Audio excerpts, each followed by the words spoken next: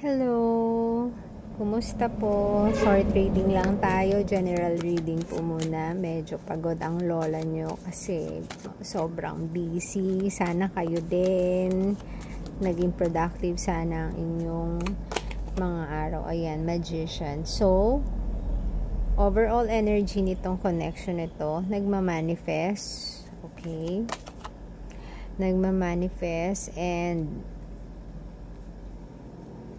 talagang nagpapaka 7 and 8 nagpapaka-busy sa mga career. Pwede ring nagmamanifest ng connection. Tingnan natin kung ano. So, energy ni person mo, tingnan natin. Energy ni person mo, tingnan natin. 7 of Swords. So, maaaring si person mo maaring galing siya sa isang malungkot na relationship. Ayan. Maaring pinaglaruan ng kanyang damdamin. Ayan. Ayan. Pasensya na. Talagang ayan. So, mukhang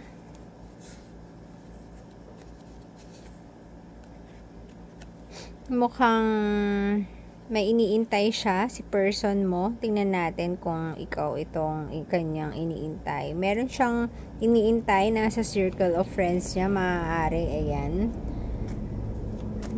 Habang nag-focus siya sa kanyang minamanifest, ayan. Queen of Swords, okay. So, maaaring si person mo merong may gusto or maaaring gusto ka niya pero ikaw hindi mo pa siya binibigyan ng pansin. Ayan. So, maaaring etong si person mo medyo takot. Maaaring meron siyang past trauma na judge siya ng kanyang mga dating niligawan, naging ex. Ayan, yun yung kinakatakot niya. So, hindi siya nagmamadali ngayon. Maaaring may mga common friends kayo, nagkakasama kayo, ayan. Pero takot siya na baka hindi mo siya pansinin or baka iwasan mo siya. Ayan, natatakot siya. So, medyo maingat siya sa action niya, actually. Ayan. Ayan, umiiwas na lang siya. Although, gusto niya ng ready siya para sa connection na ito. Ayan. 9 of Wands.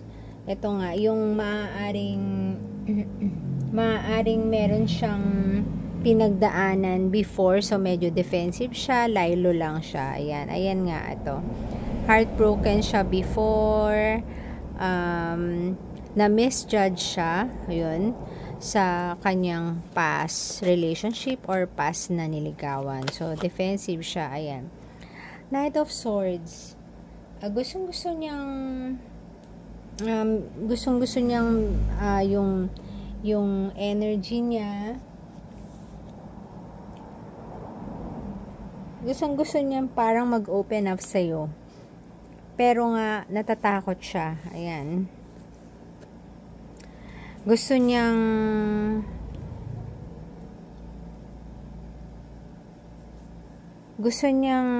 sabihin na seryoso siya sa kanyang pakay, pero natatakot siya na baka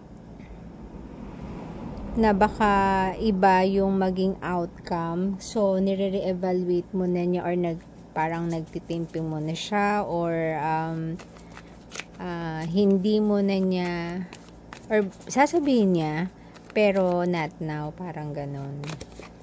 Ayan. Knight of Pentacles. So, meron siyang energy talaga na yung gusto niya is makabuild ng commitment. Ayan. Makabuild ng commitment. Yes, umiwas kung talagang ayaw mo pa. Ayan. Iiwas siya. Pero kung handa ka na, handa din siya. Ayan, yan si person mo. Minamanifest ka niya. So, malamang etong mga 7 and 8 pentacles, maaaring busy siya sa work, pero at the same time, minamanifest niya itong relationship na. So, ikaw ito. Okay. So, ikaw naman, gusto mo kasi ng totoo, parang galing ka rin sa isang past na parang hindi naging successful, no? Parang kahit na maaaring yung iba, single mom, yan. So, alam mo na ayaw mo nang maloloko ulit. Yan. Ayaw mo na ng taong, gusto mo na yung honest sa tao. Ayaw mo yung naglilihim. And yung gusto mo yung taong handa na mag-start ulit. Ayan, ng panibagong buhay kasama ka, and yung, of course, kung may anak ka na, kasama with yung anak mo. Ayan, the world. So, ikaw ready ka, kahit na nasa malayo, kahit magkalayo kayo, okay lang.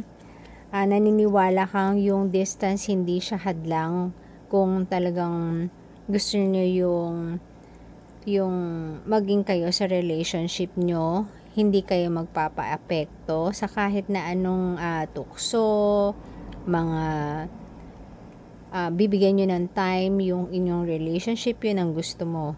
So, kahit mahirap etong ganitong relationship, okay sa'yo. As long as totoo yung relationship na yan. Ayan. So, ayan. 6 of Swords, Page of Swords. Kahit mahirap, yan nga, kahit na mahirap, iiwasan mo yung hirap na to, hindi mo siya papansinin. Ayan. Kahit may mga konting tukso, kahit na nasa malayo ka, kahit na minsan bihira kayo mag-usap, ganun, okay lang sa'yo kahit na masakit, as long as nararamdaman mo na merong love, okay? So, ayun ang hindi niya alam, na okay lang sa kanya, ay na okay lang sa'yo. So, tingnan natin yung magiging outcome nito. Ayan, 10 of Pentacles, so maganda. So, yung minamanifest nyo, yun, gagabayan kayo, and positive yung pwedeng outcome nitong relationship na to. Basta i-work out nyo, no? Kasi mukhang long distance relationship ito. Yan, Queen of Pentacles. So, ready kayo na parehong bumuo ng family, ready kayo. Maaaring siya, alam niyang may anak ka, tanggap niya yung pati anak mo, mahal ka niya, mahal din niya pati yung anak mo, lahat ng mahal mo, mahal din niya. Okay, ganun siyang klaseng tao. So, ayan, so guided itong connection na to. So, if ever na existing to, guided kayong dalawa. Hindi madali, pero mukhang, ayan, marami ding against dito sa connection na to. Maraming mga tao against sa inyong relasyon. Ayan. Pero para sa inyo, kayo talaga yung para sa isa't isa. Yan. So, kahit maraming distractions, nagiging matatag kayo lalo. Ayun. So, ayan. Yung dito,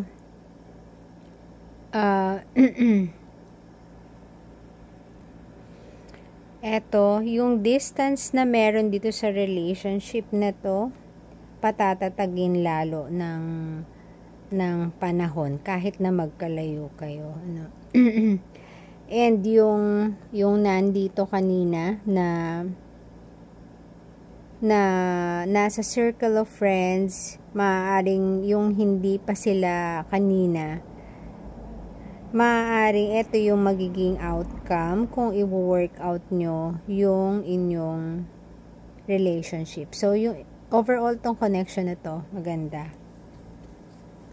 Parehas kayo halos, parang match kayo ng objective sa relationship nyo, and talagang gusto nyo ng solid na relationship. Ayaw nyo pareho ng lokohan. Ayan. So, sa connection na to, good luck.